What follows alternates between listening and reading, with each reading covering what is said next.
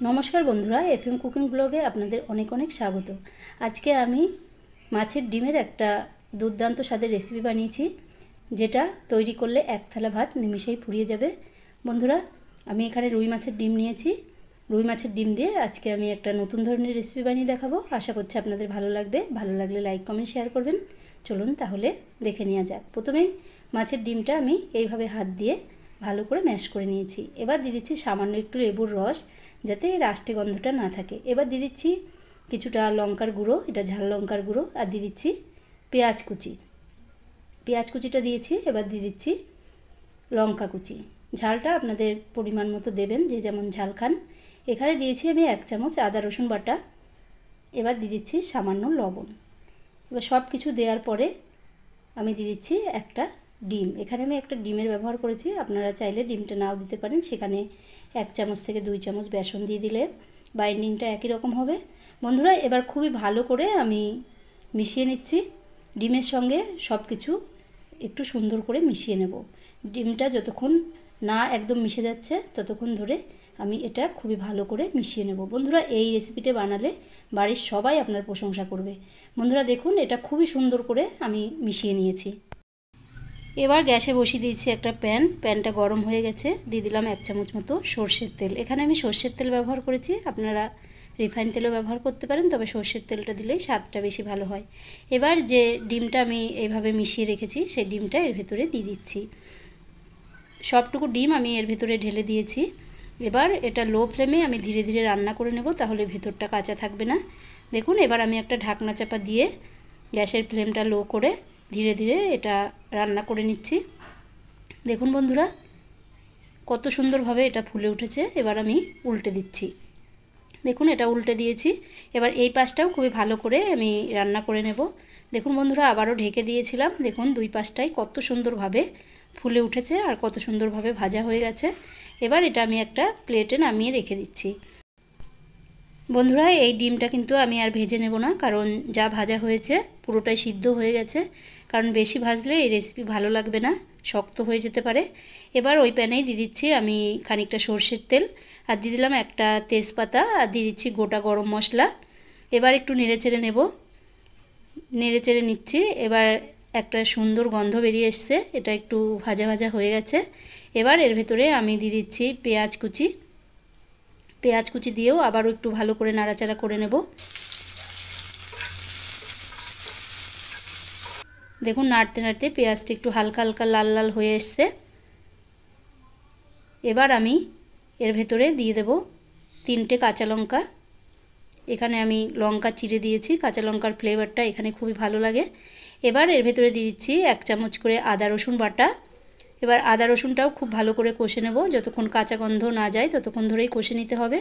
এবার এর ভিতরে আমি অ্যাড করে দিচ্ছি টমেটো।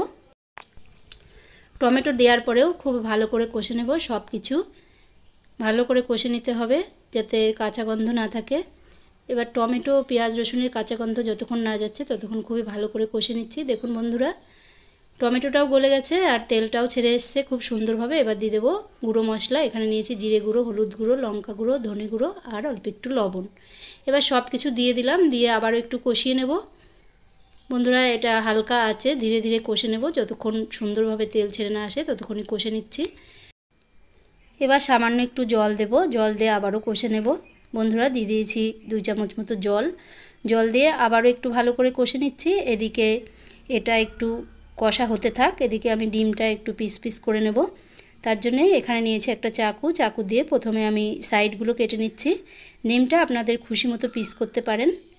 দেখুন ভেতরটা কত সুন্দর হয়েছে। এবার আমি এই পাশটাও কেটে নিচ্ছি। এবার আমি ছোট ছোট করে পিস করে নেব। আপনারা লম্বা বা চৌকো যে কোনো শেপে এটা শেপ দিতে পারেন। বন্ধুরা এবার আমি এইভাবে 3 ফালি করে কেটে নেব। বন্ধুরা আজকের এই রেসিপিটি যদি আপনাদের ভালো লাগে তাহলে ভিডিওটিতে একটি লাইক দেবেন, আর চ্যানেলটি যদি এখনও সাবস্ক্রাইব করে না থাকেন তাহলে চ্যানেলটি সাবস্ক্রাইব করার অনুরোধ রইল। দেখুন বন্ধুরা এইভাবে আমি পিস পিস করে নেব। বন্ধুরা একবার হলেও এই মাছের ডিমের এই রেসিপিটি বাড়িতে ট্রাই করুন, আশা করছি খুব ভালো লাগবে। বন্ধুরা এখন তো বর্ষার সিজন, মাছের ডিম বাজারে প্রচণ্ড হারে বিক্রি হচ্ছে, আপনারা এই রেসিপিটি করে দেখতে পারেন, খেতে ভীষণ মজার লাগে। দেখুন কত সুন্দরভাবে পিস তৈরি হয়েছে, একদম মোটা মোটা। এবার আমি রেসিপিটি রান্না করে নিচ্ছি। সবকটাই আমি এইভাবে ছোট ছোট টুকরো করে নিয়েছি। এতক্ষণে মশলাটাও খুব ভালোভাবে কষা হয়ে গেছে। দেখুন সুন্দরভাবে তেল ছেড়ে এসছে, দেখতেই পাচ্ছেন। এবার এর ভেতর আবার সামান্য জল দিয়ে দিলাম। এবার আমি এই মাছের ডিমের বড়াগুলো অ্যাড করে দিচ্ছি। দেখুন বন্ধুরা, এইভাবে আমি অ্যাড করে দেব।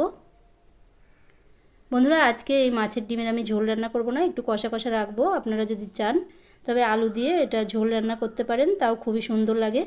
বন্ধুরা, এবার আমি নেড়েচেড়ে এই মশলার সঙ্গে মিশিয়ে নেব। এইভাবে সবকটা বড়া আমি এই মশলার সঙ্গে কষে নিচ্ছি। বন্ধুরা, এইভাবেও খেয়ে দেখবেন, ভীষণ সুন্দর লাগে খেতে। দেখুন খুবই সুন্দরভাবে আমি এগুলো কষে নিয়েছি। এবার এর ভেতরে আমি কিছুটা জল অ্যাড করে দিচ্ছি, যাতে গ্রেভিগুলো ডিমের ভেতরে যেতে পারে। বন্ধুরা দেখুন, এইভাবে কিছুটা জল আমি অ্যাড করে দেব। আমি এখানে ঝোল রান্না করব না, তাই খুব বেশি জল এখানে আমি ইউজ করব না। দেখুন 1 কাপ মতো জল এখানে আমি দিয়েছি। এবার ঢাকনা চাপা দিয়ে লো ফ্লেমে 5 থেকে 7 মিনিট আমি রান্না করে নেব, তাহলে ডিমগুলো খুবই সুন্দরভাবে সিদ্ধ হয়ে যাবে। দেখুন 5 মিনিট হয়ে গেছে। এবার আমি এটা নামিয়ে নিলাম। দেখতেই পাচ্ছেন গ্রেভিটা কত সুন্দর হয়েছে। এবার ওপর থেকে আমি কিছুটা গরম মশলা দিয়ে দিচ্ছি। গরম মশলা দিয়ে আমি এটা নামিয়ে নেব, একটু ফুটে গেলেই নামিয়ে নিচ্ছি। বন্ধুরা, এবার গরম মশলাটা আমি একটু ভালো করে মিশিয়ে দিচ্ছি। বন্ধুরা, আজকের রেসিপি আপনাদের কেমন লাগলো অবশ্যই কমেন্ট করে জানান। ভালো লাগলে লাইক কমেন্ট শেয়ার করুন। বন্ধুরা দেখুন, এটা একদম রেডি হয়ে গেল। এবার এটা আমি নামিয়ে নেব। বন্ধুরা, মাছের ডিমের রেসিপি অনেকভাবেই বানানো যায়, তবে এইভাবে একবার বানিয়ে দেখুন, খেতে খুবই ভালো লাগবে। বন্ধুরা, গরম ভাতে খেলে তো জাস্ট জমে যাবে। দেখুন এবার আমি এটা নামিয়ে নিচ্ছি। কালারটা দেখেই বুঝতে পাচ্ছেন যে কতটা সুন্দর হয়েছে। বন্ধুরা, খেতে খুবই সুন্দর হয়েছিল। এবার আপনাদের ভেঙে দেখাই যে কেমন হয়েছিল। বন্ধুরা, আজকের রেসিপি তাহলে এখানেই শেষ করব। বন্ধুরা, দেখা হচ্ছে অন্য কোনো ভিডিওতে। আজকের মতো বিদায় নিলাম। সবাই ভালো থাকবেন। নমস্কার।